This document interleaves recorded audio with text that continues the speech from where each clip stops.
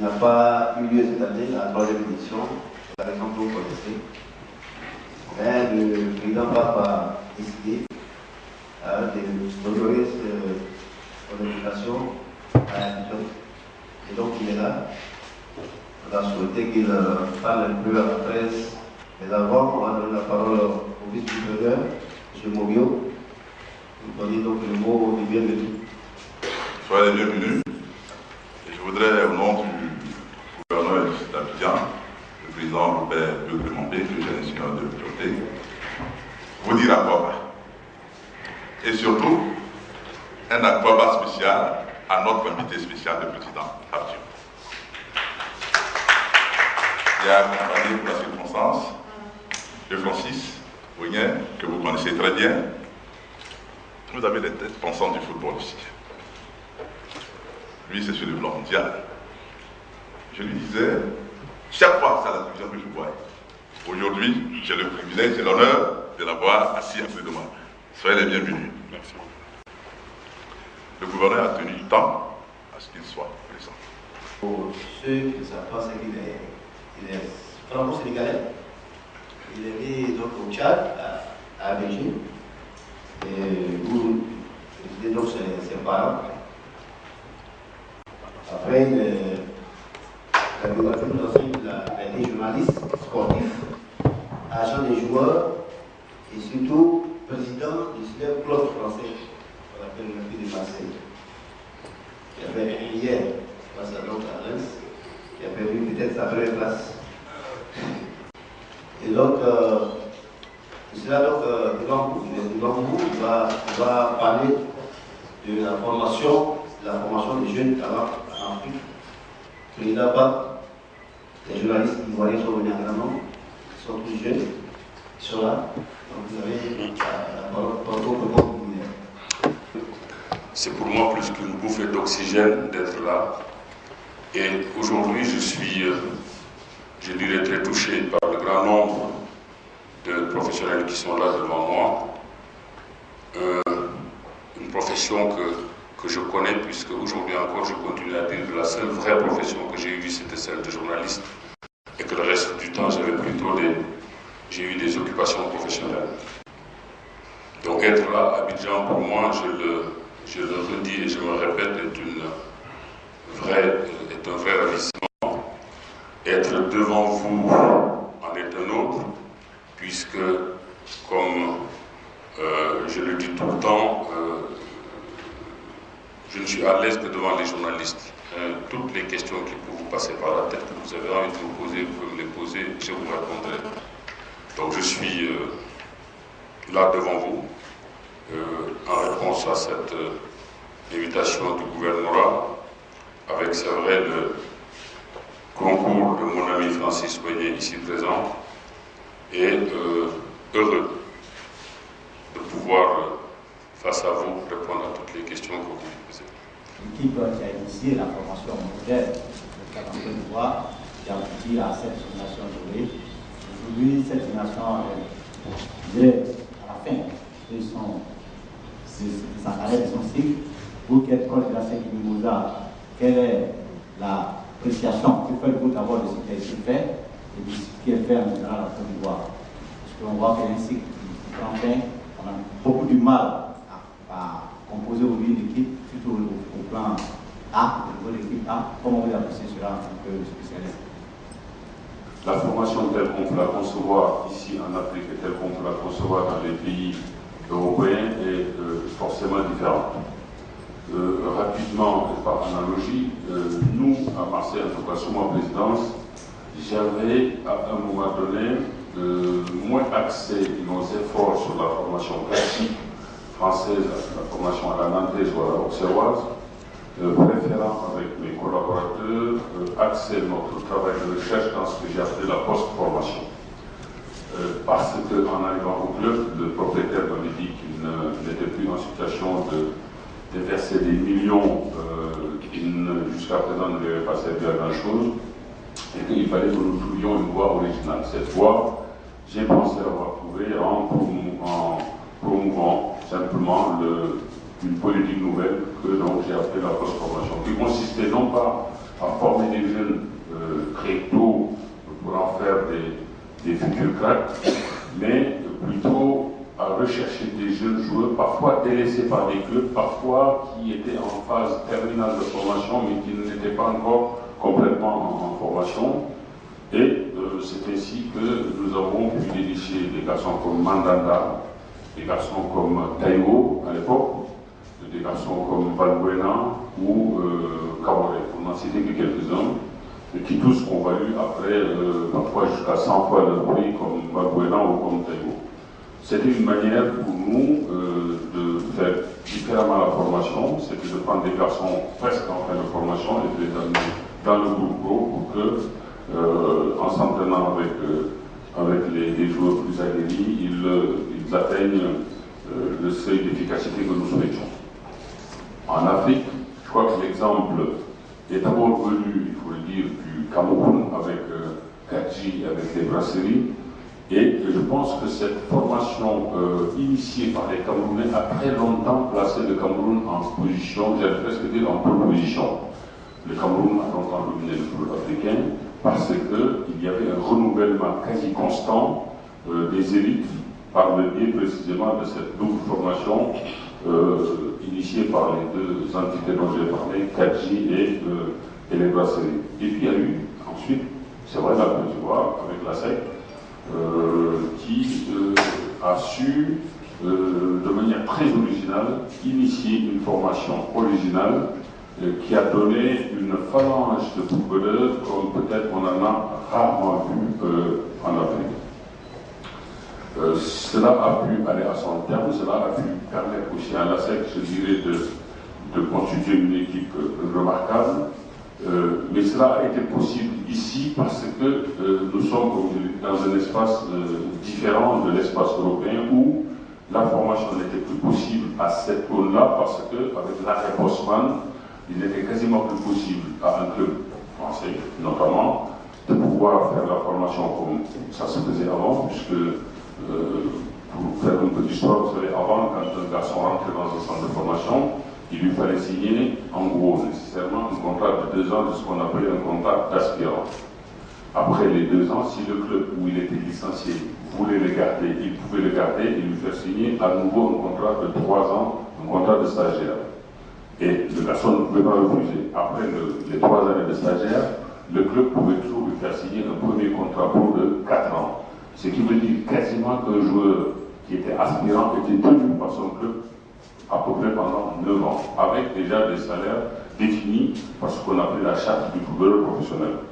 Et l'avènement de l'Europe et l'expression des lois européennes ont radicalement changé la donne et l'Europe a dit que les clubs n'avaient absolument plus ce droit-là et que tout joueur en fin d'un contrat pouvait se libérer. Ce qui vous revenait à dire qu'un joueur qui était formé dans un club et qui sortait de son contrat d'aspirant, avant même d'être stagiaire, pouvait être l'objet, j'allais dire, d'un contrat par un autre club plus cher, plus riche, par exemple Chelsea, par exemple Manchester, pouvait peut-être venir et prendre un joueur que nous formions. Évidemment, ça fait un crier au loup. Moi, pour ma part, j'ai trouvé que la démarche avait quelque chose d'assez normal et qu'on ne pouvait pas faire dans une forme d'esclavage avec les joueurs. En Afrique, c'est différent, puisque la SEC a démontré qu'on pouvait quand même utiliser aussi les garçons à un certain moment. Alors, la difficulté de la formation, même aujourd'hui en Afrique, c'est que de plus en plus les clubs européens sont à l'affût. Et dès que un garçon pointe le nez, il est l'objet aussitôt d'une sollicitation. Et ce genre de sollicitation est très difficile, je dirais, à repousser, pour beaucoup de raisons. La première des raisons, c'est souvent que le garçon dont il est question pense qu'en lui disant non, on lui brise un rêve. La deuxième raison est que les parents, qu'on le veuille ou pas, rêvent aussi de voir le jeune réussir une carrière et peut-être arriver à pouvoir apporter concours et aide. Et la troisième, ce n'est pas toujours vrai, mais il faut quand même le souligner, il y a aussi des dirigeants qui, par ce biais, cherchent à enrichir le club, ce qui peut être louable, mais cherchent parfois aussi un enrichissement personnel.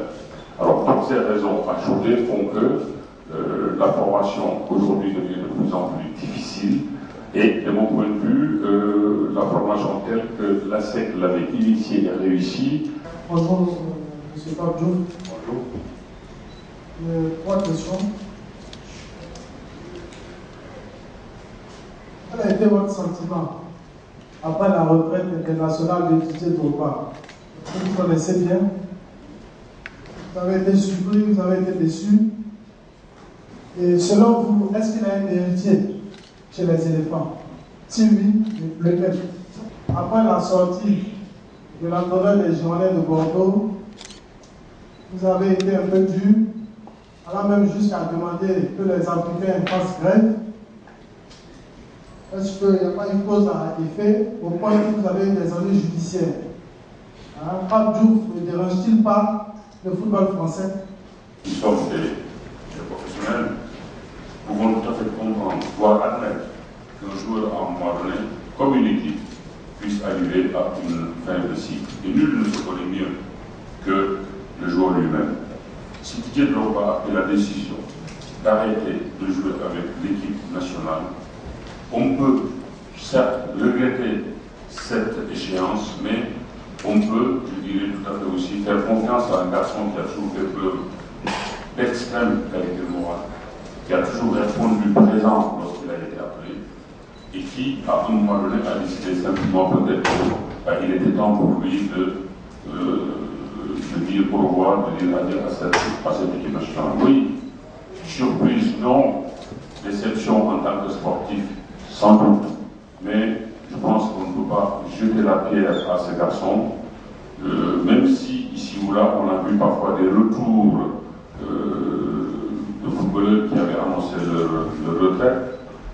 Des retours les plus triomphants dont on peut parler a été le retour de Zinedine Zidane en 2006 alors qu'il avait définitivement décidé d'arrêter l'équipe nationale de France. C'est grâce à son retour, on peut dire, que la France a atteint la finale contre l'Italie. Donc, sur Didier, je n'ai pas, à vrai dire, de surprise, je n'ai pas été surpris, un peu déçu, mais on est dans l'ordre normal des choses. Sur son héritier en équipe de Côte d'Ivoire. Je crois qu'il est très difficile en tout cas de parler d'héritier. L'héritage en l'occurrence ne me paraît en tout cas être plutôt un mot impropre. Pelé n'a jamais été remplacé au Brésil. Platini non plus, sinon différemment. Cruyff n'a pas été remplacé en Hollande. C'est ainsi que va l'histoire. Et se construit aussi, je dirais, la légende du football. On ne peut pas aujourd'hui parler d'un héritier, mais plutôt, je dirais, on peut parler d'une équipe de Côte d'Ivoire, privée de Didier Drogba, et qui a besoin de se restructurer différemment pour essayer de rester toujours au plus haut sommet, au plus haut niveau. Ça, cela me semble être une chose possible, mais désigner aujourd'hui un héritier, fût-ce un garçon comme Yaya Touré, dont la qualité éclate tous les dimanches sur les terrains anglais, fût-ce Jésus, je crois que ce ne serait pas très convenable pour ma part. Je crois que l'équipe de Côte d'Ivoire a pu s'illustrer précisément parce qu'elle a su compter sur un nombre important de garçons de grande qualité, de très grande qualité, que ce soit en défense, en milieu ou en attaque, dans son ensemble, et que Didier Drogba a été très ponctuellement, je dirais, de fer de lance de cette équipe. Mais lui, désigner aujourd'hui un héritage, je crois que ça n'aurait pas beaucoup de sens. L'équipe de Côte d'Ivoire a collectivement et individuellement su compter parce que justement la qualité était en elle. Et c'était peut-être aussi là le problème précisément de la Côte d'Ivoire dont on peut parler, dont je pourrais reparler. La troisième question qui concerne Sagnol. Vous savez, j'ai eu déjà à m'élever à l'époque lorsqu'il s'était agi de dénoncer ce qui s'était passé dans ce qu'on a appelé l'affaire des quotas.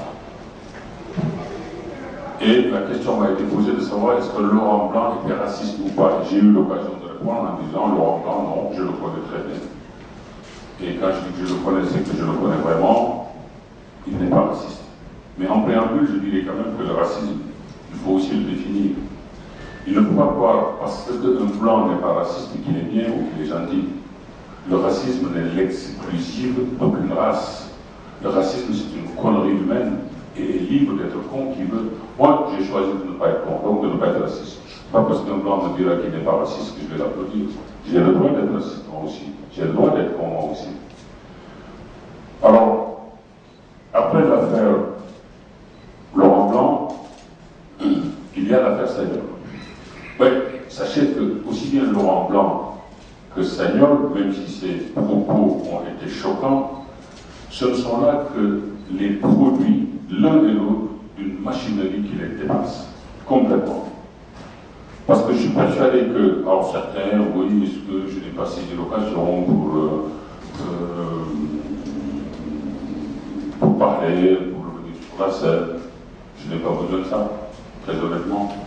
Aujourd'hui, permettez-moi de vous dire que la seule chose que j'apprends de plus en plus, c'est de la paresse, quoi. C'est moins de l'engagement dans quoi que ce soit.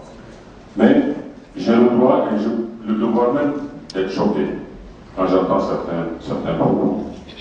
Alors les propos de Sagnol m'ont fait sortir de mes gonds, non pas parce que je veux taxer de racisme de garçon, mais simplement pour dénoncer un système qui nourrit et engendre cet état de fait. Et je prends toujours un exemple qui est le mien. Je suis persuadé, alors convaincu, qu'il y a deux formes de racisme.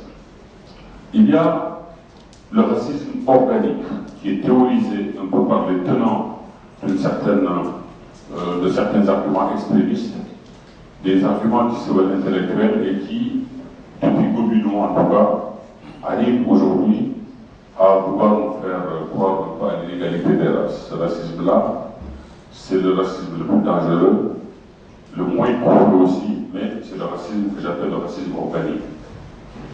Celui-là, il faut le battre, il faut le combattre sur le plan des idées. Et il y a le racisme ordinaire, le racisme au quotidien, qui touche la plupart des populations. Pourquoi j'ai parlé d'un exemple qui partirait de moi? Je vis dans la ville en France où le lebénisme et où l'extrémisme ont pris racine. On fait recette, on fait Flores, Marseille. Marseille, la ville qui, la première en France, a donné au Sénat français 2 représentants de l'extrême droite. Et pourtant, c'est dans cette ville-là que j'ai été le président d'un des clubs français les plus emblématiques. Et croyez-moi, vous pouvez chacun d'entre vous faire un jour l'expérience en se promenant avec moi dans la ville de Marseille. Vous y verriez quoi? Des gens qui me font preuve, qui me témoignent de sympathie, qui me témoignent de considération, qui me témoignent de amitié. Des gens qui, en me regardant et en parlant avec moi, ne voient qu'un Marseillais comme qu'un concitoyen. Parce que 5 années de gouvernance sont passées par là. Et on démontré aux Marseillais que tout compte fait, ben, je n'étais peut-être pas forcément meilleur qu'eux, mais je n'étais pas pire qu'eux. Et que j'ai pu, pendant 5 ans, démontrer que ben, je pouvais faire simplement comme eux. Ces 5 années ont en fait tomber le mur de l'ignorance. Et je crois que la réalité est là. Quand j'ai parlé tout à l'heure de machinerie qui dépassait aussi bien Blanc que Sagnol, tout le mal est là. Si on considère aujourd'hui qu'il y a plus de 40% de footballeurs venus d'Afrique ou des footballeurs africains dans le football français, et quand à la fin de leur carrière on essaie d'en inventarier quelques-uns au sein des instances ou à des postes de responsabilité, on les aura des pâquerettes. Ce n'est pas normal. Il y a quelque chose là, il y a plus qu'un vice de forme. Parce que si, au vu de leur nombre, proportionnellement, les Noirs africains étaient à des postes de responsabilité comme ils auraient dû être, certaines choses ne se diraient pas et ne se feraient pas. Parce que croyez-moi qu'à Marseille, les gens, de moi, ils ont une très grande considération parce qu'ils me connaissent. Si, lors de l'affaire des quotas, dans la salle où se sont déroulés ce jour-là les débats, il y avait des Noirs, comme ça on le dit, s'il y avait des Arabes, comme ça aurait dû. Croyez-moi que le débat n'aurait jamais été abordé comme il le fut. Et croyez-moi que si Sagnol avait derrière lui un directeur sportif, comme il aurait pu, noir, africain, avec qui il échangerait tous les jours, les propos qu'il a tenus, il ne les aurait jamais tenus.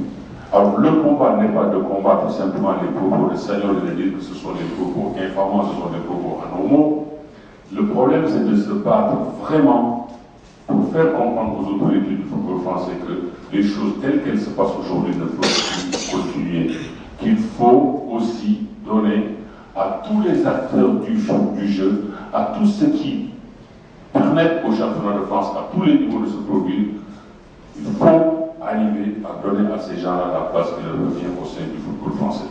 Alors oui, certains ont dit, lancer un boycott, l'idée d'un boycott. J'avais lancé l'idée que les footballeurs ne jouent pas une journée de championnat. Oui, c'est vrai que j'avais émis cette idée.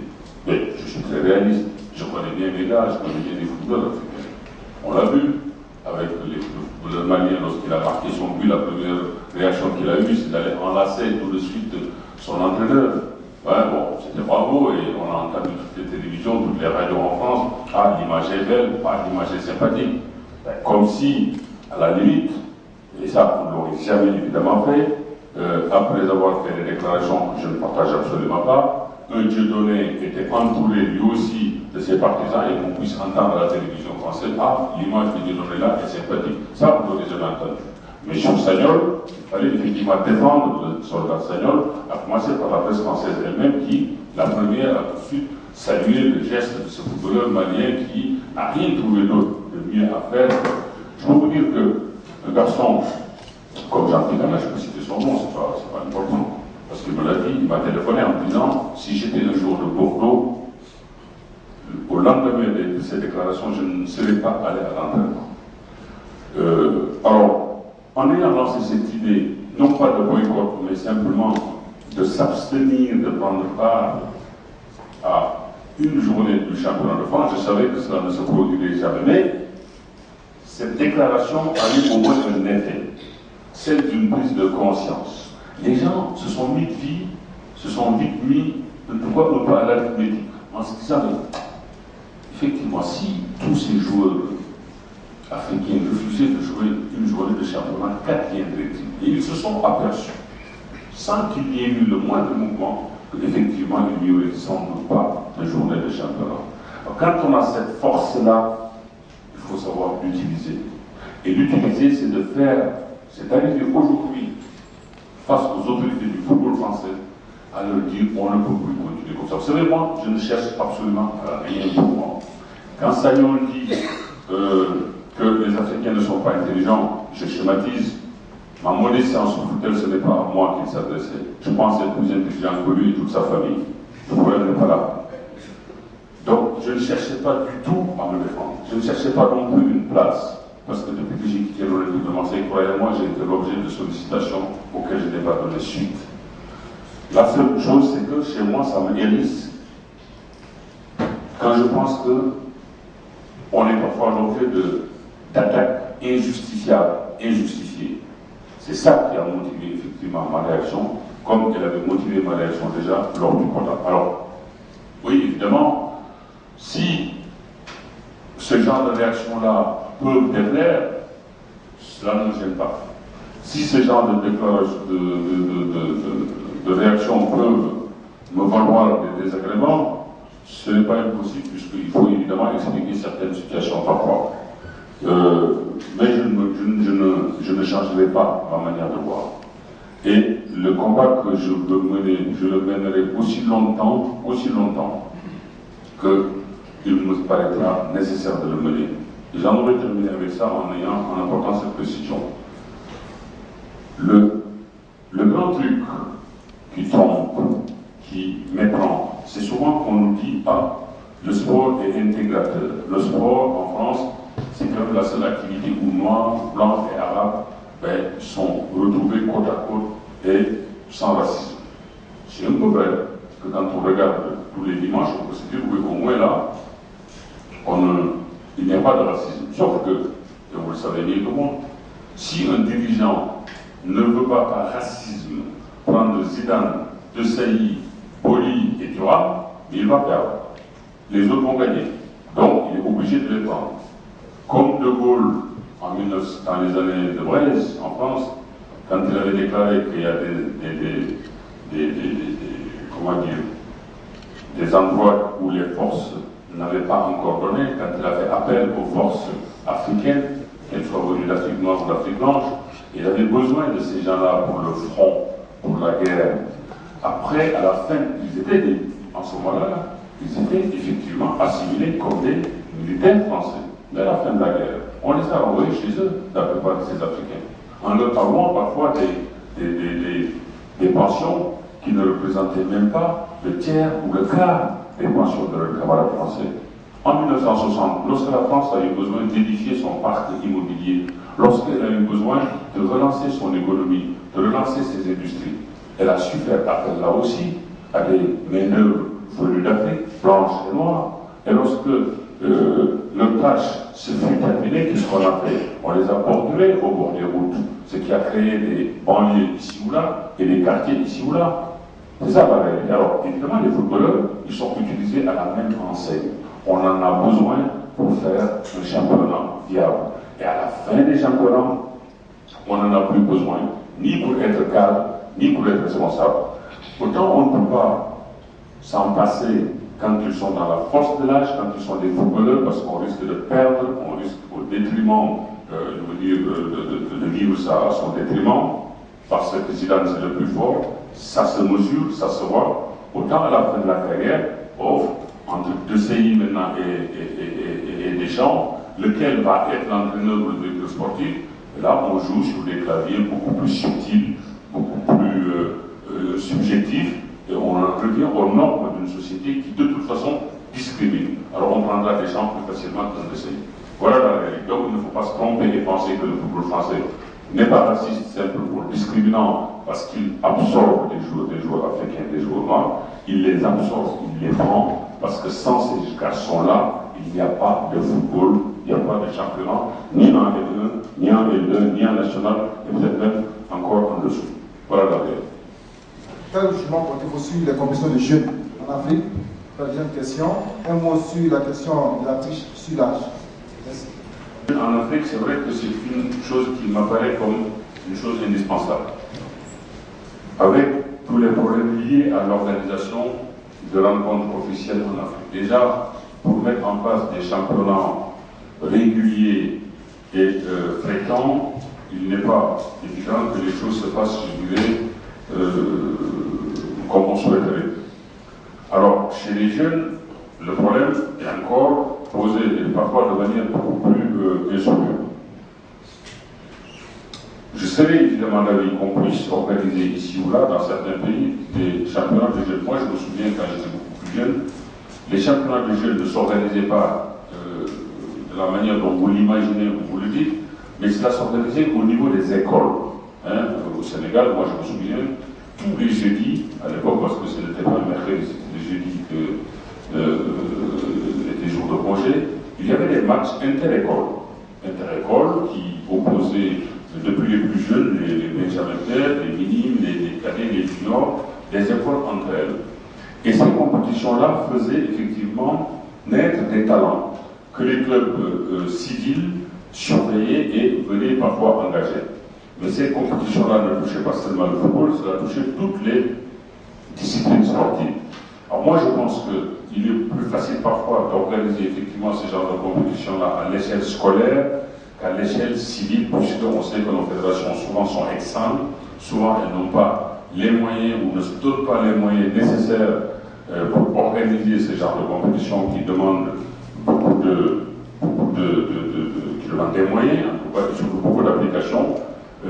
Remettre ce type de formation et de compétition au niveau de la scolaire, au niveau scolaire me paraît être peut-être une voie. Je ne dis pas que c'est la bonne voie, mais en tout cas c'est l'idée qui me vient et dont j'ai eu à parler dernièrement.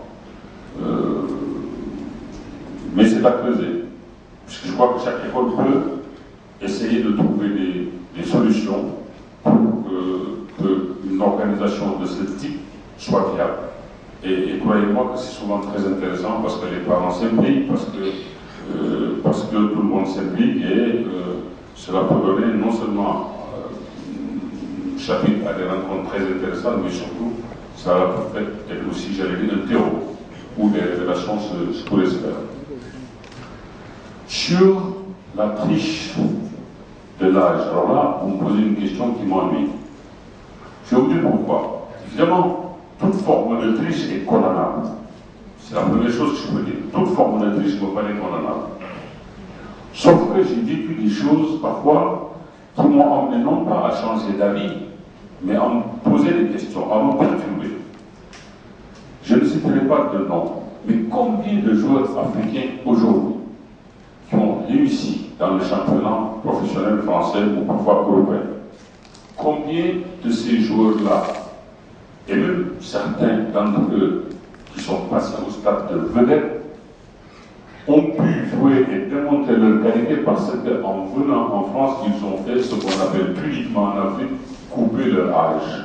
S'ils ne l'avaient pas coupé, comme on dit, les clubs ne les auraient pas pris.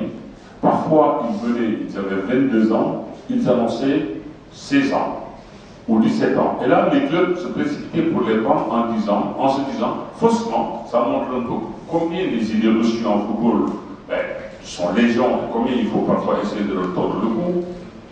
On se dit, à 17 ans, on a tout le temps de le former et d'en faire un grand joueur. Mais s'il avait annoncé 22 ans, on ne l'aurait jamais pris. Et voilà que ce garçon-là, parce qu'il a coupé son âge, il a pu faire une très grande carrière, il a pu donner du plaisir, il a pu jouer parfois avec son équipe nationale, et il a pu simplement être reconnu comme un très grand joueur. Sans cette triche originelle, jamais il n'aurait pu faire cette carrière. Alors, quand vous êtes à ma place, vous posez des questions, vous dites, est-ce qu'on avait le droit, parce qu'il avait triché, de se priver d'un tel talent, d'une telle carrière?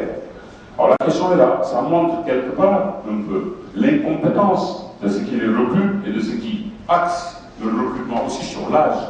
Parce que si certains recruteurs, en voyant un garçon même de 22 ans, perçoit chez lui suffisamment de qualité pour se dire, malgré son âge, il a quand même une marge de progression susceptible de mettre de rendre des services, on le prend à 22 ans, croyez-moi que la triche aurait beaucoup moins d'importance et se ferait de beaucoup moins aussi. Alors, c'est là où je reste assez évasif sur une réponse. Ni je ne peux vous dire oui, c'est bien, ni je ne vous dirai non, c'est pas bien, mais j'ai essayé simplement d'expliquer pourquoi je suis gêné quand on me pose cette question-là. Et j'ai eu à répondre déjà à peu près de la même manière d'ailleurs, parce que, et même vous, je suis persuadé que si je vous prenais un à un, mais chacun d'entre vous me dirait, voilà, tel jour il avait coupé son âge en partant de la Côte d'Ivoire. Vous le savez. Et pourtant, ces garçons-là aujourd'hui, sans cette coupure d'âge, jamais ils n'auraient fait la carrière qu'ils ont faite.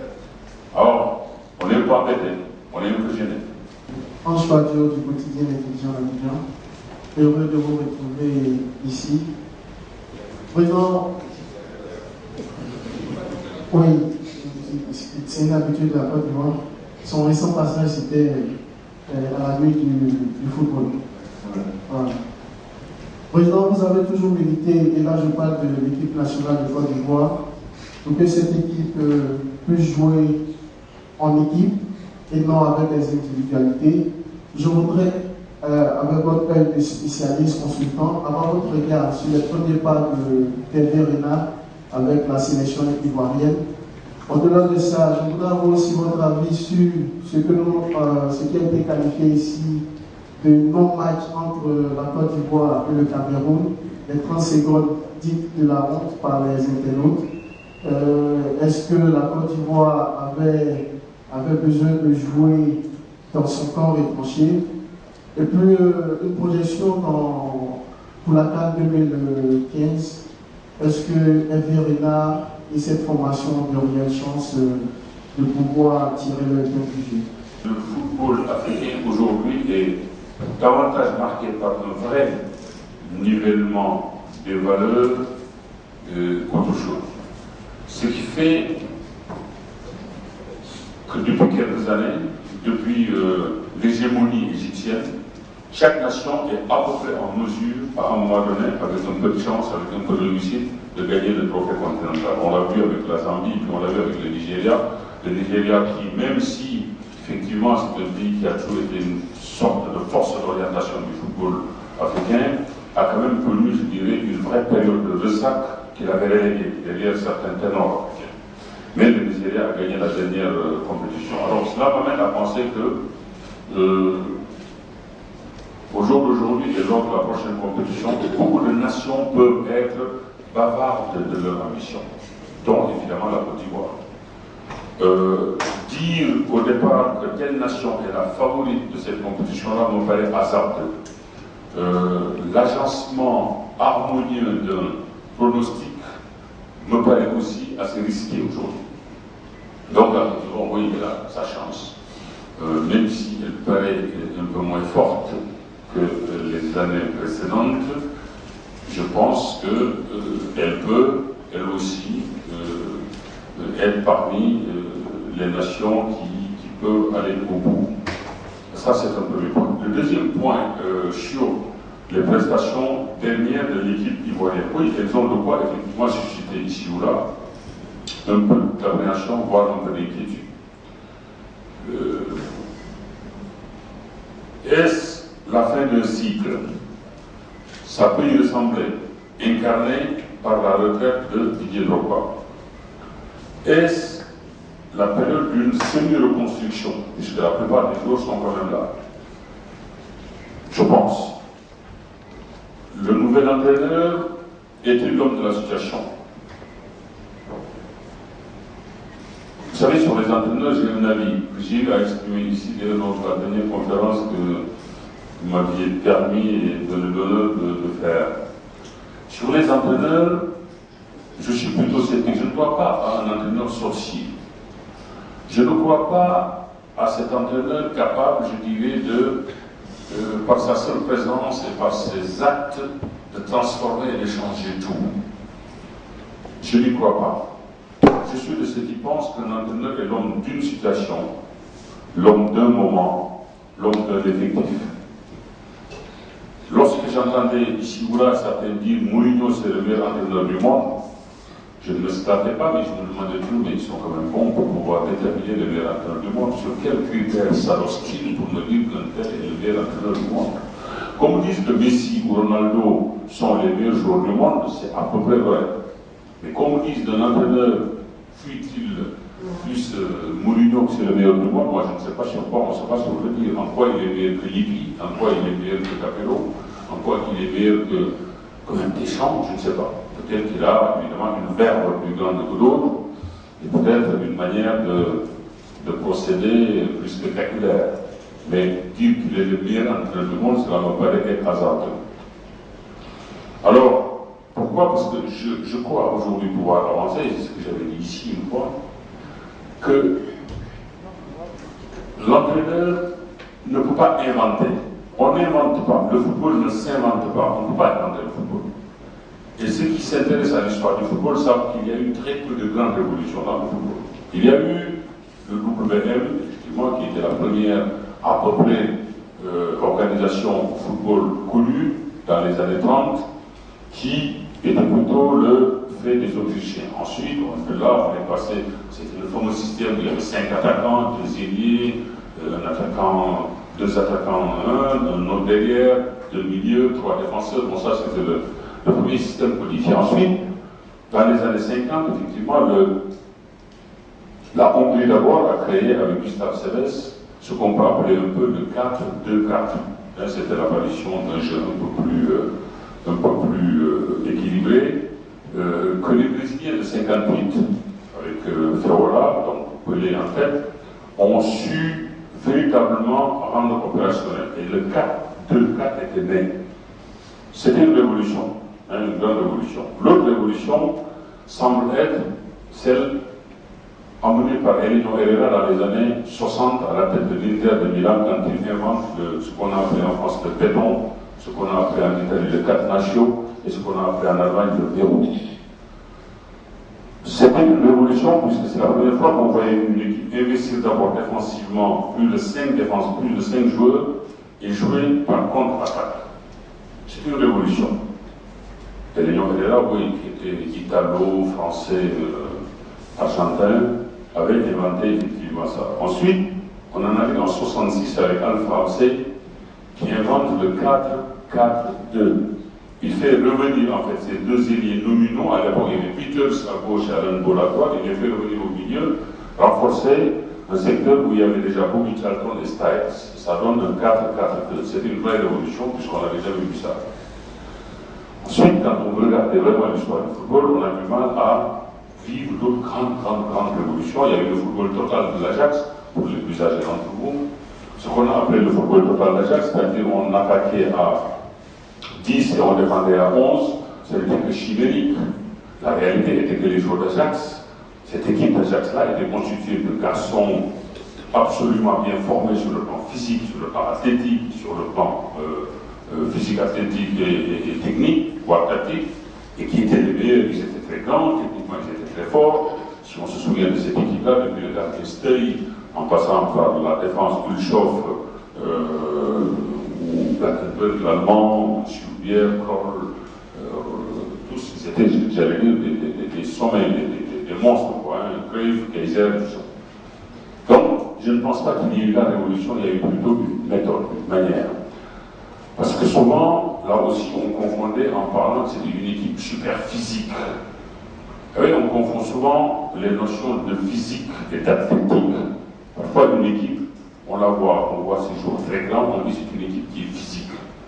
Elle est athlétique, elle n'est pas physique. Parce que l'aspect physique d'une équipe ou d'un joueur, c'est ce qui lui permet, pendant 90 minutes, ou voire pendant 120 minutes, de tenir, de pouvoir courir sans se fatiguer en étant présent. C'est ça l'aspect physique. L'aspect athlétique d'une équipe ou d'un joueur, c'est ce qui lui permet de pouvoir sauter haut, d'aller vite. Mais on peut sauter haut, aller vite et quand même se fatiguer à un moment donné. Ça, c'est l'aspect athlétique. Vous voyez, donc on ne peut pas confondre les deux. L'aspect physique est une chose. La preuve, c'est que Janon Tigana était un joueur qui n'était athlétiquement pas ce monstre, ou même Valbuena n'est pas du tout un monstre athlétique, mais c'est un monstre physique. Il peut tenir 90 minutes, voire 120 minutes. C'est véritablement sur cet aspect-là aussi qu'il faut avoir. J'ai toujours dit qu'un entraîneur, c'était quelqu'un qui, dans tous ces aspects-là, pouvait apporter quelque chose. Mais très franchement, que ce soit en Afrique, en Europe, en Asie, en Australie, partout, les méthodes sont aujourd'hui uniformisées. On travaille de la même manière sur le plan physique, sur le plan technique, sur le plan tactique, sur le plan athlétique, voire sur le plan diététique et médical. Donc, penser qu'un entraîneur peut être un sorcier, je n'y crois pas. Cependant, l'entraîneur peut tirer le maximum de ses joueurs et partants de son équipe en essayant d'apporter quelque chose sur le plan de la réflexion, sur le plan psychologique.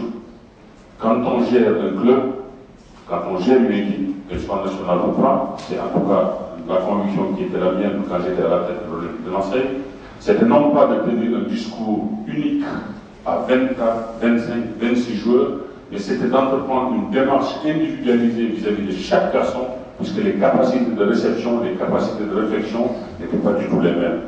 C'était amener chacun dans cette démarche personnelle à lui faire comprendre l'objectif que je veux, l'objectif que j'ai fixé, et une fois que sa compréhension me paraît acquise, je peux, après avoir fait cette démarche de chaque jour, tenir peut-être une conférence globale. Donc, les entraîneurs aujourd'hui, je pense que difficile de dire qu'un tel c'est un sorcier. La preuve, c'est qu'à Marseille, on dit souvent, ouais, depuis que Bielsa est venu, c'est le macabre, c'est formidable, c'est le sorcier, c'est bon. Je veux bien. Je pense que mon implication sentimentale dans l'Olympique de Marseille ne se discute pas, ça se sait. Et pourtant, je suis obligé, de ce point de vue-là, de reprendre un tout petit peu certaines idées que je reçois. Si Bielsa était ce sorcier qu'on m'annonce, c'est quand même assez étonnant que d'autres connaisseurs et représentants et responsables du football ne l'aient pas décelé suffisamment tôt pour ne pas le prendre et laisser l'Olympique de Marseille venir le prendre doucement. Un sorcier de cette nature-là ne doit pas être sur la touche. On doit pouvoir venir le chercher.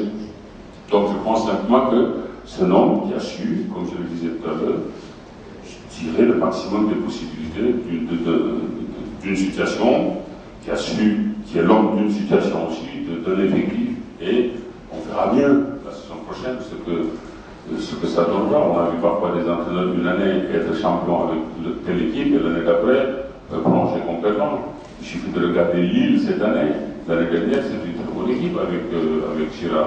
Cette année, ils sont dans le ventre mou du classement. Donc, je crois qu'il faut relativiser le rôle de notre entraîneur. Et pour revenir à la question qui m'a été posée, Hervé Renard a démontré malgré tout qu'il savait conduire l'équipe, puisqu'il a gagné quand même la CAN avec la Zambie. Il ne peut pas avoir inventé cette victoire-là. Je crois qu'il a dû sans doute activement participer à la victoire zambienne. Espérons qu'avec la Côte d'Ivoire aussi, il saura faire la même chose et donner enfin à ce pays-là le trophée derrière lequel tout le monde court depuis 92 à Dakar. Même si à 91 à Dakar, c'était au Marseille, je crois, un authentique Ivoirien qui l'avait gagné. Pour la petite histoire. Le grand fossé pour la formation, l'Afrique de la formation en Europe. Vous qui vivez le quotidien du sport en Europe, en France, vous avez aussi fait le tour de quelques pays africains. Pensez-vous que le modèle européen peut s'exporter ici en Afrique? Deuxième question. Aujourd'hui, il est assez compliqué pour les centres de formation et certains clubs formateurs en Afrique de pouvoir bénéficier des retombées d'un transfert d'un joueur. Selon vous, que peut-on faire pour remédier à cela? Comment est-ce que l'on peut réparer cette injustice? Je peux malheureusement de les enrayer. On est dans cette situation aujourd'hui où il nous est très difficile d'imposer notre point de vue, d'imposer la réalité de notre existence et de ce que nous souhaitons. Injustice de plus, c'est vrai. C'est vrai que Neymar, s'il était ivoirien, s'il était sénégalais ou s'il était camerounais, jamais il n'aurait été acheté au prix où il a été acheté. Jamais. Lucas au Paris Saint-Germain qui a été acheté à 40 millions d'euros. S'il était ivoirien, sénégalais ou camerounais, il n'aurait même pas été acheté le 10e de ce prix-là.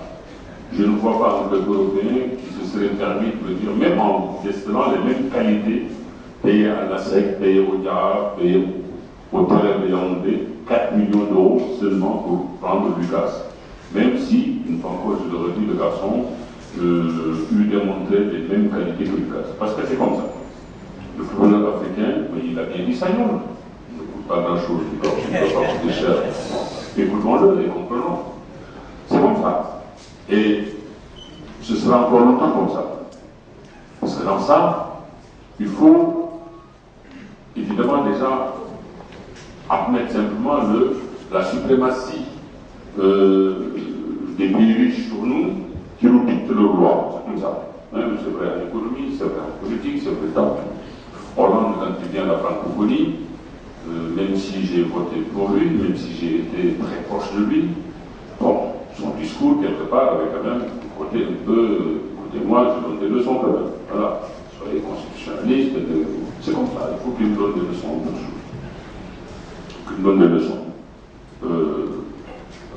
Alors, ce sera encore longtemps comme ça. Quel que soit le joueur que nous avons, que nous aurons, on peut tabler, spéculer un peu sur le fait que le garçon sorte, soit fort, et, bon, vendu, avec le déclenchement du processus que notre ami connaît bien, FIFA, comment on appelle, de redistribution partie des indemnités, on va voir un peu quelques aumônes de garçons qu'on a formés, de garçons qu'on a fait, ça peut être bien Touré, s'il est transféré à 18 millions, on s'attend pas à en avoir un tout petit peu.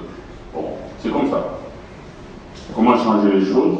Il faudra se battre au sein des instances qui sont les nôtres, comme la CAF. Je dois reconnaître que j'ai un peu battu dans certains points, mais il faut se battre pour essayer de changer cette donne-là. C'est ce qu'il me semble. Essayez, comme vous le demandez, vous le suggérez, de transposer le type de formation qui existe en Europe, ici en Afrique, me paraît difficile, de serait-ce que parce que les moyens ne sont pas les mêmes. Les moyens, moi, à l'Olympique de Marseille, je consacrais 4 millions d'euros à la formation des jeunes, au centre de formation, 4 millions d'euros. Ça fait combien?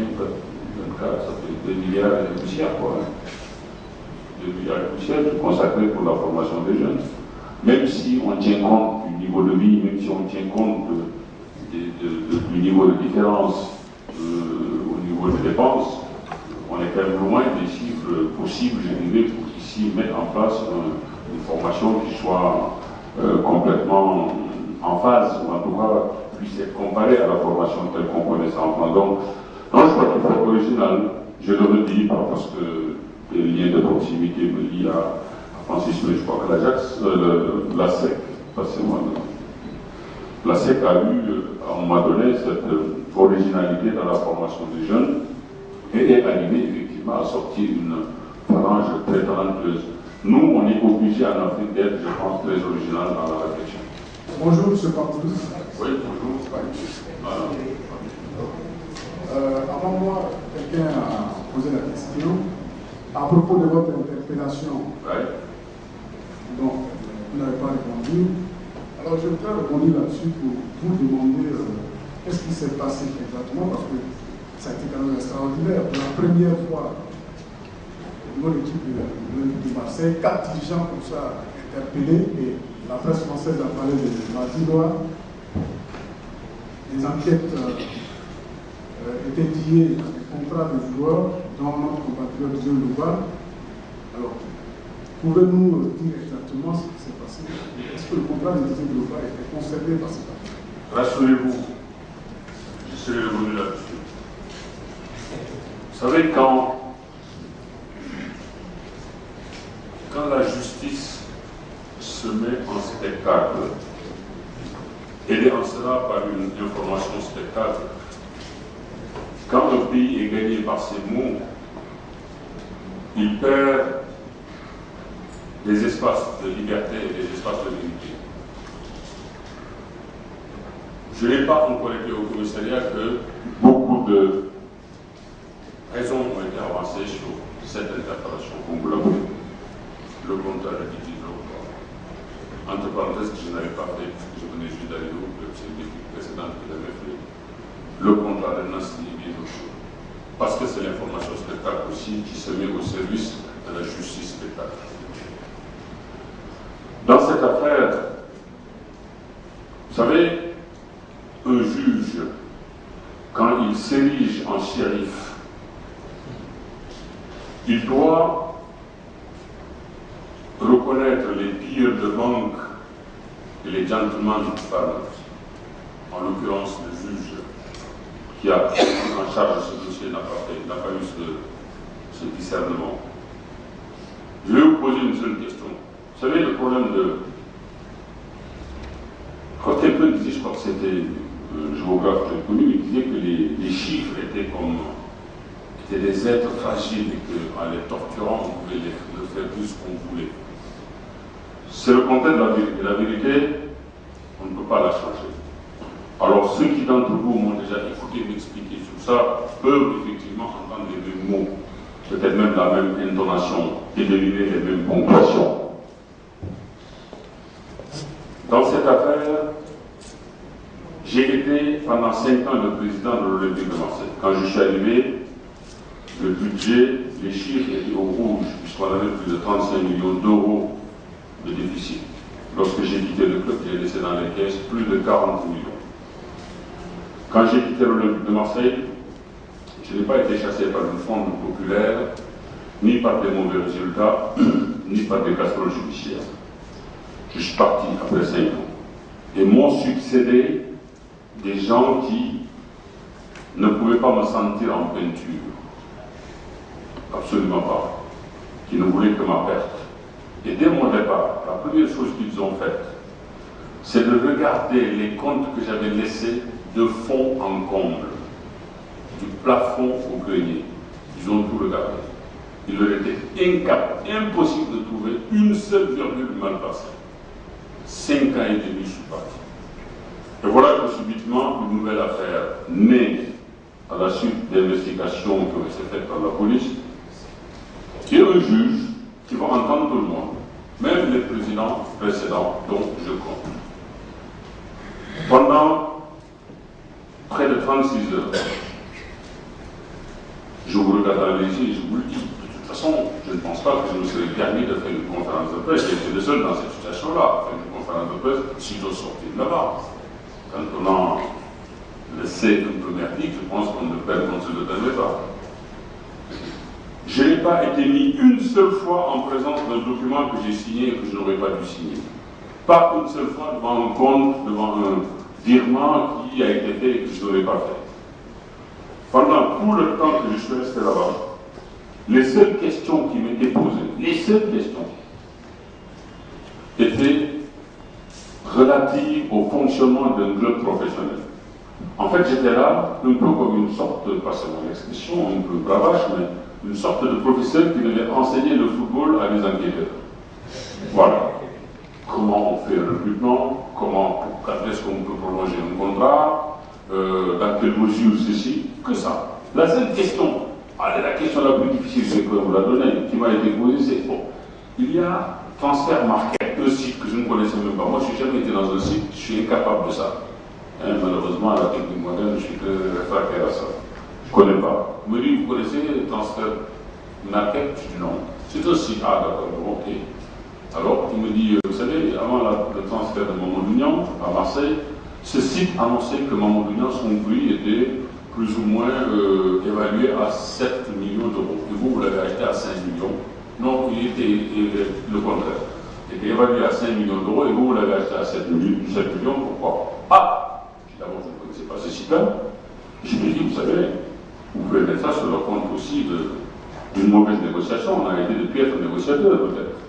Si on était de bons négociateurs, peut-être qu'on aurait pu l'acheter à 3 millions. Et si on l'avait acheté à 3 millions aussi, le chiffre du site serait devenu aussi faux. Bon, ça s'est arrêté là. Et le juge est venu me voir après à Marseille pour signifier la prolongation, parce que ça aussi, je n'ai su ce qu'était une prolongation d'une garde à vue que quand j'étais là-bas. En vérité, il faut savoir que les policiers ont en amont un certain nombre de questions qu'ils ont déjà préparées, une cinquantaine par exemple. Et tant que les questions ne sont pas épuisées, ils ont besoin de vous poser les autres questions. Alors, quand on est à l'extérieur, on entend prolongation de contrat, ils ont dû trouver quelque chose, s'il y a une prolongation, c'est qu'il y a quelque chose qui arrive. Il n'y a que les 50 questions, il n'y a que 25, 27 questions qui ont été posées. Le reste, il faut les poser. Donc, le lendemain, il faut les poser, il faut attendre. Bon. Le juge, quand il est venu, il m'a dit, écoutez, je suis désolé, vous ne pouvez pas aller plus que moi. Je dis, mais vous ne connaissez même pas que je suis dévasté, je suis simplement révolté, je ne sais pas pourquoi je suis là. Oui, mais il y avait 16 personnes, il fallait que tout le monde soit dans les mêmes conditions. Bon, je comprends votre émotion. Je ne me dis pas que vous comprenez mon émotion, on ne peut pas la comprendre. Puis il me dit, mais rassurez-vous, je pense que vous ne serez pas devant moi. Sous-entendu, vous ne serez pas mis en examen. Je lui dis, c'est bien dommage, monsieur le juge. J'aurais préféré que vous liniez au moins des éléments à charge pour que je comprenne pourquoi je suis là. Mais seulement après cette coupe de mandat, ça m'a un peu gonflé, passez-moi l'expression triviale, d'entendre que l'équipe de France était devenue quasiment, maintenant, j'allais dire, une championne d'Europe en puissance en 2016. Pour avoir battu qui? Le Honduras, la Suisse, pas mal pour match contre la Suisse, sauf que la Suisse, à ce que je sache, n'est pas un cadre européen, encore moins un cadre mondial. L'Équateur, match nul. Le Nigeria, on refuse aux Nigérians un but parfaitement valable, on doit expulser aux Français, on ne le fait pas, ils finissent par gagner quand même. Heureusement, ils n'ont pas connu une seule expulsion quand on sait ce que dans ce genre de compétition-là, ce que ça peut compter. Contre l'Allemagne, ils se sont endormis, on les a battus tranquillement, et on vient de dire que l'équipe de France a été brillante. Je n'ai pas vu les deux matchs, je l'ai dit. On me dit, l'ambiance a changé, mais n'importe qui d'entre nous aurait été à la tête de l'équipe de France, il suffisait simplement de dire aux joueurs, attention les gars, après maintenant, on ne peut pas se manquer. Cette fois-ci, avec les journalistes, soyez gentils. Cette fois-ci, quand tu vois une photo, faites la photo à l'écrit. C'est de le dire, c'est tout, pour que tout le monde adhère à ça. Il n'y avait pas besoin d'être un grand clair pour arriver à changer l'atmosphère. Et on a voulu nous faire quoi, nous vendre aussi cette affaire-là. Alors je suis arrivé en tête que tout ça, ça a déplu singulièrement les gens qui étaient dans ce pays-là, et qu'il fallait bien qu'ils essaient de ternir un peu une image que j'ai. Mais bon, il fallait bien essayer de trouver des explications. Je n'en ai pas trouvé encore.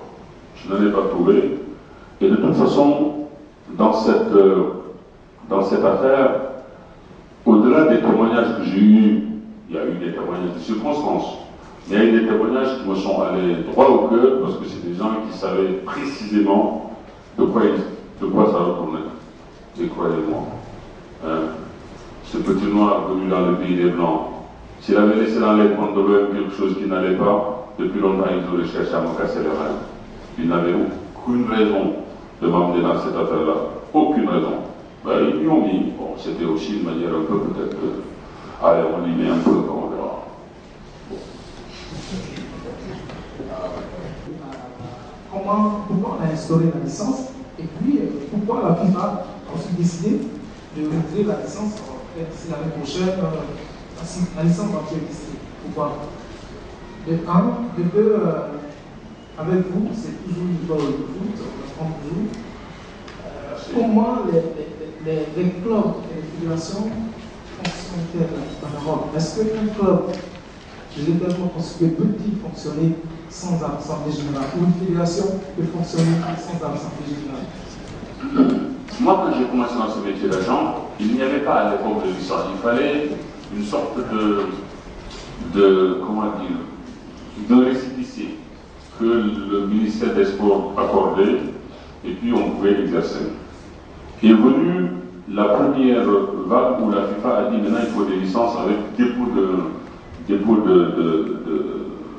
d'une caution équivalente à l'époque à 850 000 francs, à peu près français, ce qui revient à 85 millions de francs CFA. C'était comme une manière un peu rude, surtout de rassembler cette somme-là pour être. Et puis un examen de rien du tout qu'on faisait devant la fédération, devant les membres de la fédération, constitués de différents corps qui constituent la fédération. Les entraîneurs, les secrétaires administratifs, les présidents préfets. Et c'est ainsi que la licence a vu le jour. On a continué et puis est venu ce fameux temps dernier où la licence était un examen, était devenu pas un examen mais un vrai concours dans tous les pays. Et en France par exemple, à chaque fois qu'il y a une séance de concours d'agents, il y a entre 200 et 300 candidats pour une dizaine de réussites au maximum. Il faut savoir que parmi les agents, très peu aussi vivent de ce métier. C'est très compliqué de vivre du métier d'agent. C'est loin le temps des baronnies comme j'ai connu. J'en avais une, j'avais 70 joueurs, quelques-uns d'assez connus, ça va être Didier Drogba, c'est vrai, Grégory Coupé, Galas, De Sailly, Amélie Dupré et bien d'autres. Ce temps est évolue. Aujourd'hui, les agents sont beaucoup plus nombreux et évidemment le terrain est beaucoup plus étroit pour se le partager.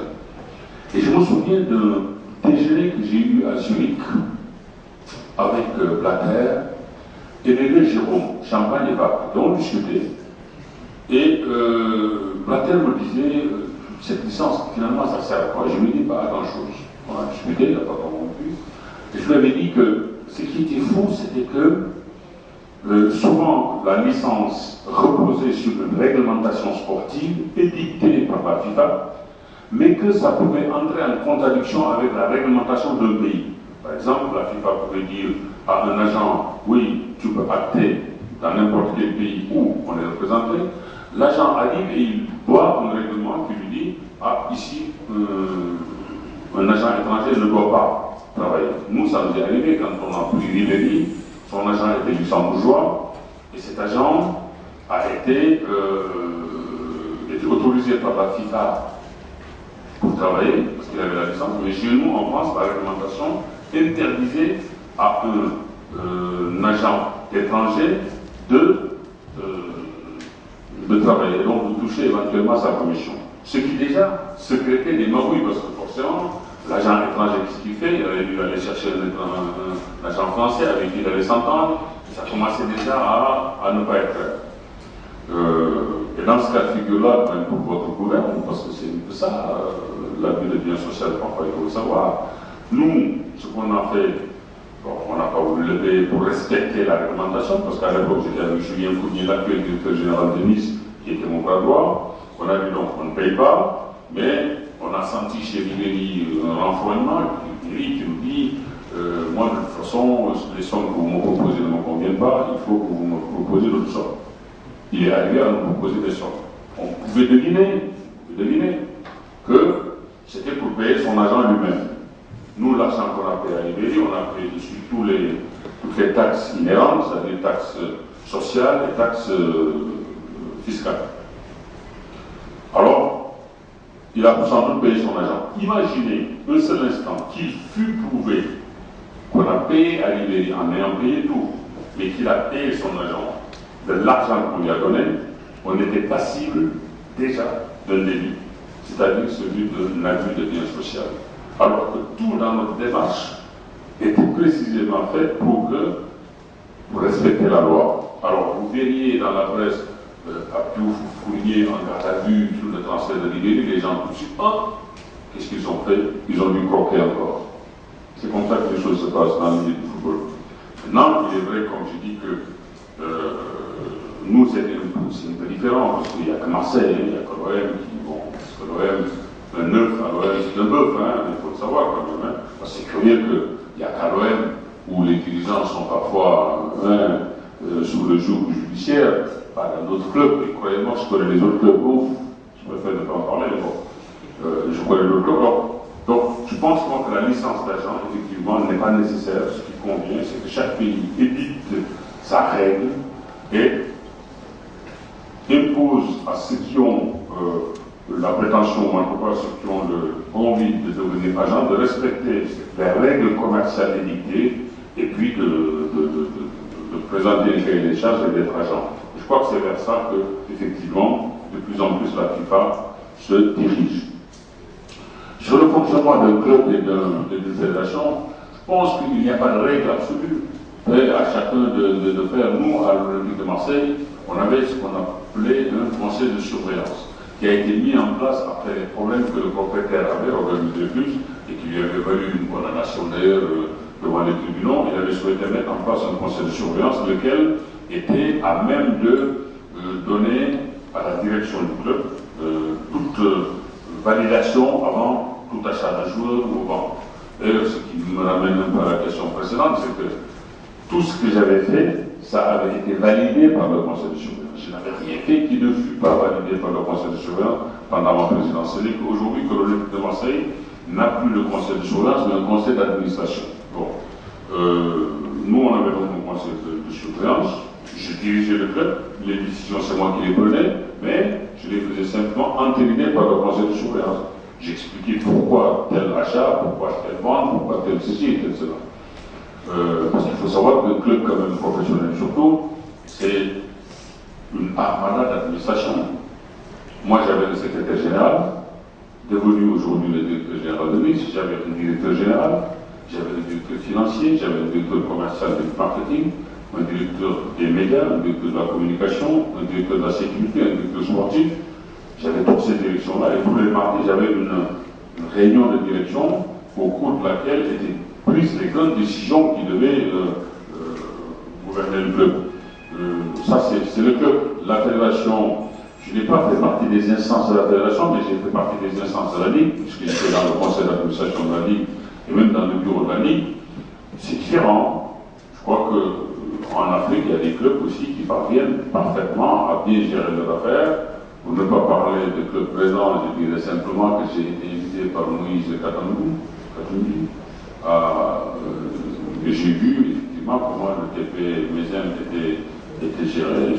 J'avais rien à dire, c'était très bien. Oui. Alors j'ai deux petites questions. Vous êtes l'invité du gouverneur Sterling, avec la petite 2014, qui malheureusement n'a pas lieu. C'est bon de savoir un peu la raison et aussi de savoir un peu votre regard sur cette question partie. La deuxième question est relative à la CAF. On sait énormément de chemins, vous avez fait beaucoup de choses, vous avez la sélection sans répondre. La CAF vous intéresse pas. La CAF. Est-ce que la CAF est la présidente de la CAF. Ça m'intéresse. Merci à vous. Vous savez, bon, savez que la vérité était invariable, ne la changez pas. Donc je vais redire ici ce que j'ai dit. Vous savez, au Sénégal, on m'avait proposé des postes de responsabilité, même un poste ministériel auquel j'ai dit non. En France aussi, on m'a proposé des postes de responsabilité auxquels je n'ai pas souhaité répondre. La CAF, pour aller à la CAF, il faut déjà faire partie du comité exécutif, ce qui n'est pas mon cas du tout. Donc, comme je vous ai dit que j'apprends désormais la paresse, vous m'envoyez difficilement essayer de gravir les échelons au sein de la Fédération sénégalaise pour aller à la CAF. Et puis, je le dis simplement mais sincèrement, j'ai un profond respect pour les dirigeants qui sont en Afrique. Je sais la difficulté dans laquelle ils sont au quotidien. Et je ne me vois pas jouer les Tarzans ou les D'Artagnan en venant et en me disant poussez-vous, j'arrive, c'est moi qui connais. Je ne suis ni un conseiller, ni un donneur de leçons. J'ai travaillé dans des conditions différentes. Et je suis convaincu, mais persuadé, qu'il y a des Africains. Parce que moi, je n'ai pas été choisi en France pour être président de l'Olympique de Marseille. Les circonstances m'ont propulsé. Parce que quand je suis arrivé, je devais être manager général, le numéro 2 du club. Une crise a cogné, il n'y avait plus aucun dirigeant éligible, sauf moi. Il y a que moi qu'on voyait, qu'on entendait. Ben, le propriétaire n'avait pas d'autre choix que de faire de moi le président du club. Donc j'ai été en fait propulsé là par les circonstances. Mais je suis convaincu qu'il y a des Noirs en France dont on ne parle pas, qui sont dans l'enseignement, qui sont dans la recherche, qui sont dans d'autres activités, qui ont probablement plus de mérite que moi, mais on n'en parle pas parce que le secteur, sur le secteur ne sont pas plaqués des projecteurs qui auraient mis en lumière et en évidence leur qualité. Je pense qu'en Afrique, il en va de même. Il y a ici des dirigeants qui sont dévoués, extrêmement dévoués, en tout, qui se donnent corps et âme, qui donnent toute leur énergie, et parfois jusqu'à leur argent, pour réussir les choses. Lorsque j'avais besoin de 500 ballons à l'OM, la secrétaire de ma secrétaire s'en occupait, et le soir j'avais les 500 ballons. Ici, quand un dirigeant a besoin de 5 ballons, pendant toute une semaine, il va courir derrière, il va venir par mettre sa main dans la poche pour acheter les 5 ballons. Les conditions sont très différentes. C'est comme quand j'étais journaliste aussi. Ouais, je faisais mes papiers le soir des matchs, je faisais des pages entières, et certains confrères me disaient c'est bien comme ce que tu fais du bruit, mais je suis persuadé que vous tous placez dans les mêmes conditions où j'ai été placé en France, de devoir rendre compte professionnellement des joutes de l'OM dans la soirée, vous les auriez fait sans problème. Le tout est une question de conditions de vie et de travail. Et ça, c'est mon sentiment. Je ne prétends, c'est pas une vraie preuve d'humilité ou de modestie que je dis ça, mais c'est la réalité. C'est la réalité. Donc, la CAF, je pense, aujourd'hui, je continue à penser qu'il y a des gens, que ce soit au sein des clubs ici, au sein des instances fédérales, au sein des instances continentales, qu'il y a des gens, sans doute, qui ont les qualités requises pour mener à bien leur mission. Je ne vois pas ce que je pourrais apporter de plus, parce que le conseil n'est pas mon fort. La seule chose à laquelle je crois, c'est l'échange. On peut échanger. J'ai une expérience qui n'est pas la vôtre. En mettant sur la même table votre expérience et moi la mienne, on peut peut-être trouver des points de convergence et arriver à faire avancer les choses. Moi, la seule personne à qui je donne des conseils aujourd'hui, la seule personne, c'est ma fille de 9 ans, parce qu'un conseil c'est un ordre. Et je lui impose en lui conseillant pourquoi il faut faire comme ça. Sinon, je n'ai pas le droit de le faire avec les autres. Mais avec les autres, je prends plaisir à discuter. J'ai eu l'expérience. Les questions que vous m'avez posées aujourd'hui, la plupart du temps, ce ne sont que le fruit d'une expérience que vous vivez. Et mes réponses résultent aussi de l'expérience qui est la mienne. C'est en réfléchissant ensemble qu'on peut dire qu'on peut peut-être faire avancer les choses de cette manière ou de cette manière. Voilà pourquoi je n'ai jamais eu cette prétention de dire je vais aller en Afrique pour être président de la CAF, je vais être en Afrique pour être président de la SAIC, je vais être en Afrique pour être le président de la Fédération, pour être ministre des Sports. Il y a des gens qui sont très compétents sans doute, qui sont très valables pour faire ce métier-là. Évidemment, si je suis là, c'est d'abord pour répondre à cette invitation que m'a transmise le Francis Ouélien, qui m'en a parlé en termes élogieux, dont j'avais entendu parler. Et je suis toujours, comment vous dire, très concerné, très touché quand il s'agit de organiser des choses pour les plus jeunes. Et je crois que c'est tout à l'honneur du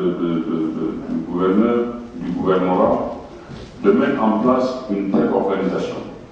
Et je me faisais un plaisir réel, non fin, parce que je ne vous cache pas quand ici je dois aller je reviens de Libreville où j'étais l'ambassadeur du marathon, invité par l'État. Je dois aller dès la fin de la semaine au Cameroun où je dois tenir une conférence sur les médias et sur leur avenir. Je dois aller au Tchad aussi, où je suis invité par tout ça dans les prochains jours. Mais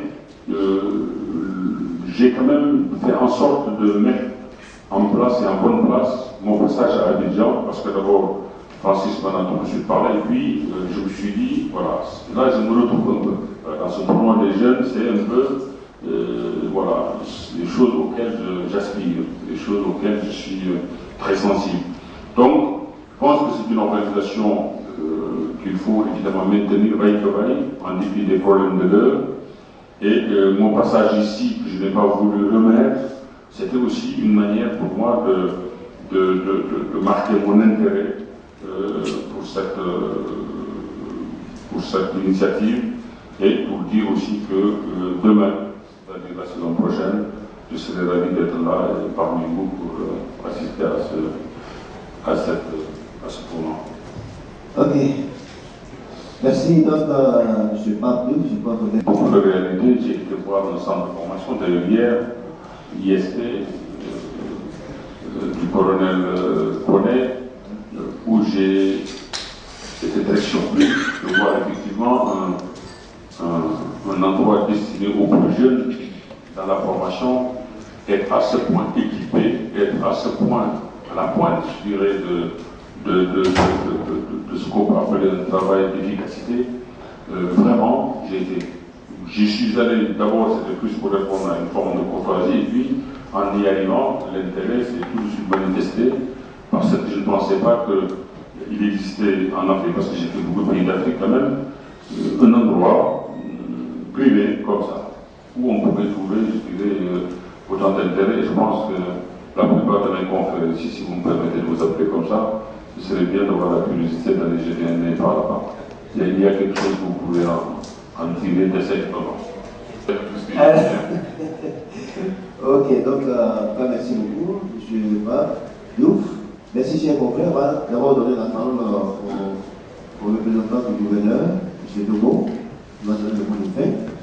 Je voudrais d'emblée demander à l'assistance de faire un banc pour le président Pape Diouf.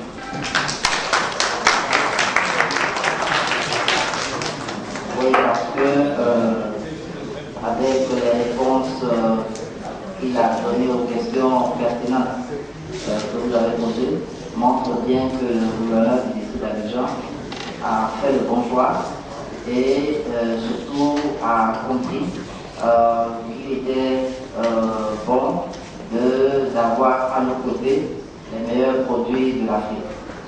Je voudrais donc déjà le remercier en son nom et lui dire toute l'admiration du district d'Abidjan et lui dire également que dès lors que l'année prochaine le tournoi sera relancé, et nous ne manquerons pas de lui faire appel de nouveau.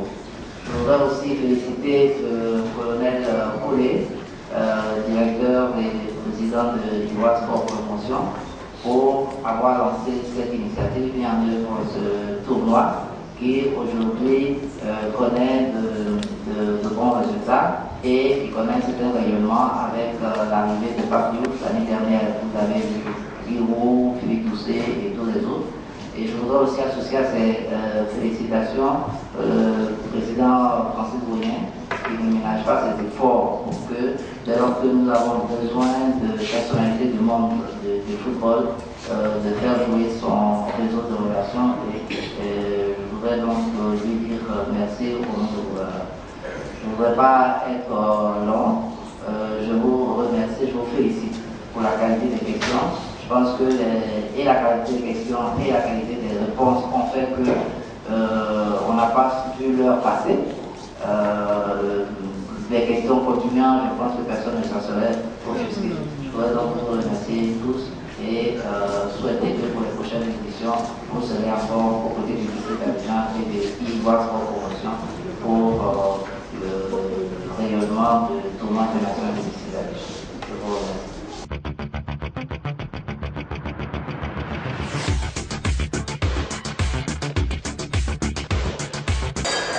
Le football professionnel requiert des moyens colossaux. Et malheureusement, aujourd'hui, l'Afrique n'est pas en mesure de répondre à cette exigence.